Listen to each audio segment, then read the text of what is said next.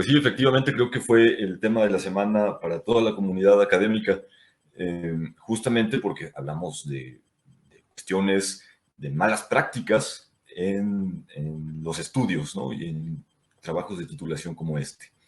Y bueno, retomando un poquito de lo que hablaban al principio del programa, Ángel, Tania, pues estamos hablando de tiempos electorales que aún no han iniciado, ¿no? Los tiempos, digamos, oficiales están por iniciar. Sin embargo, tenemos a la orden este tipo de escándalos que aquejan a los personajes de la vida política de nuestro país, especialmente aquellos que buscan representarnos en algún cargo público. No es la primera vez que los casos de plagio en los trabajos académicos tienen temblando a toda la comunidad política, pues nos encontramos ante un fenómeno que parece haber sido y parece seguir siendo el estándar entre estudiantes de todos los niveles. El plagio o el supuesto plagio cometido en el trabajo de titulación de la virtual candidata por el Frente Amplio por México, Xóchitl Gálvez, nos recuerda que nos encontramos en un país al que le está costando mucho sacudirse la corrupción y la impunidad con la que cualquiera puede construir carreras profesionales.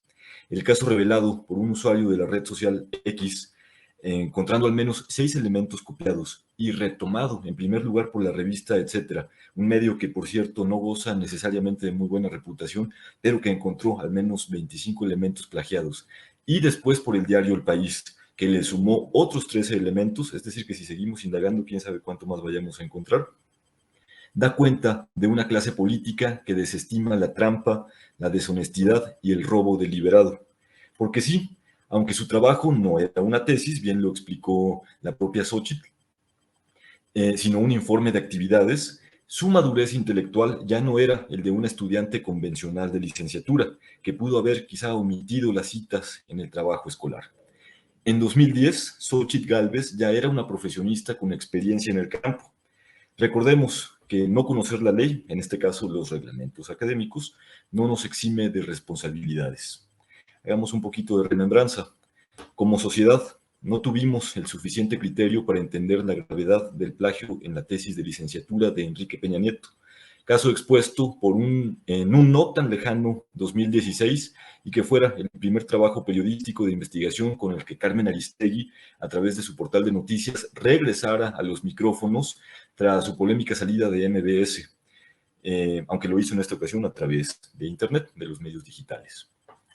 En este trabajo periodístico se reveló que Peña Nieto había reproducido de manera textual 127 párrafos de los 682 que conformaron su tesis de licenciatura en Derecho por la Universidad Panamericana, es decir, un 29% del texto.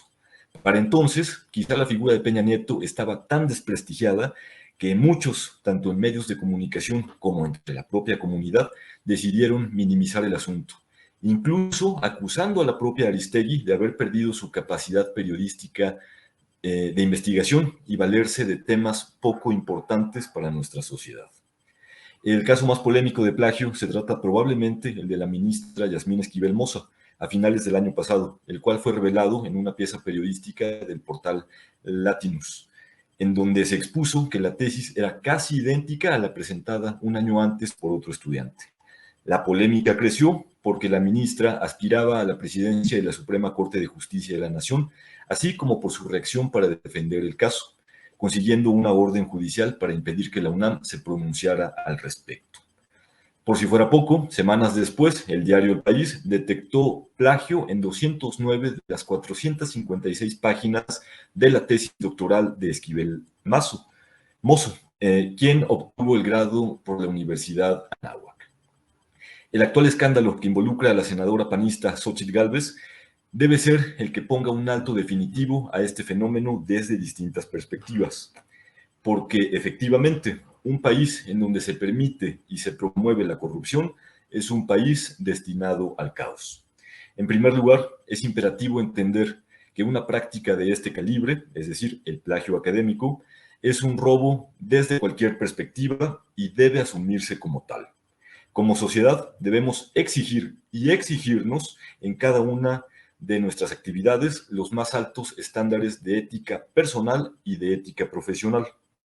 Basta de pensar que solo los personajes de la vida pública deben ser sujetos de escrutinio, pues todos somos parte del problema. En segundo lugar, los tres casos aquí expuestos tienen una similitud añadida al del fraude académico. A estas alturas, no es suficiente con exponer los casos de plagio cometidos por las figuras políticas, pues caemos en la trivialidad de un político más que comete plagio, y esto solo abona al espectáculo, al desprestigio personal y al golpeteo político. Los tres casos han emergido en coyunturas específicas. Número uno, la crisis del sexenio, los tres casos dichos ahorita, ¿no? La crisis del sexenio de Peña Nieto, las aspiraciones de Esquivel por la presidencia de la Suprema Corte y la probable, o a lo mejor ya no tan probable, candidatura de Gálvez Ruiz por la titularidad del Poder Ejecutivo. Es decir, faltan periodistas y faltan medios de comunicación que aborden el fenómeno a fondo y de forma global. ¿En dónde están? ¿Dónde está la responsabilidad de la UNAM, la responsabilidad de la NAHUAC, la responsabilidad de la Universidad Panamericana y de otras tantas universidades seguramente en la formación de profesionistas honestos y con valores profesionales bien establecidos? ¿Hasta dónde llega la responsabilidad de quienes asesoran las tesis o los trabajos de titulación? Esta es una autocrítica quizá también. ¿Se trata acaso de un afán de las universidades por elevar sus índices de titulación? Estamos entonces titulando y haciendo tesis a granel, nada más, sin los estándares rigurosos que debe tener una tesis o un trabajo de investigación como estos.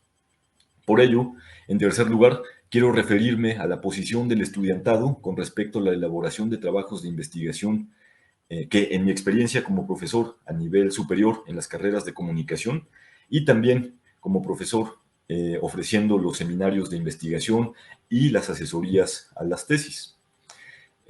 Algo que me llama mucho la atención, sobre todo al inicio de los cursos, es que buena parte de la comunidad estudiantil considera que las tesis son una exigencia sin sentido por parte de las universidades. Consideran a la investigación como algo ajeno a su vida profesional y consideran que el campo de la investigación está limitado únicamente a los laboratorios, a las universidades o a los centros de investigación y que nada tiene que ver con sus expectativas laborales. La comunidad universitaria está desvinculada a su responsabilidad social y profesional, pues durante décadas nos hemos dedicado a formar profesionistas con un alto sentido individualista, que solo ven por sus intereses inmediatos, especialmente los intereses económicos, a través de su incorporación a las cadenas de producción, a las jerarquías organizacionales y a las posiciones de poder, dando como resultado el cinismo, la soberbia y las excusas vacías, como las que hemos visto ahora mismo con Xóchitl Gálvez, ¿no? Y las hemos visto con los demás casos. El problema es muy grave.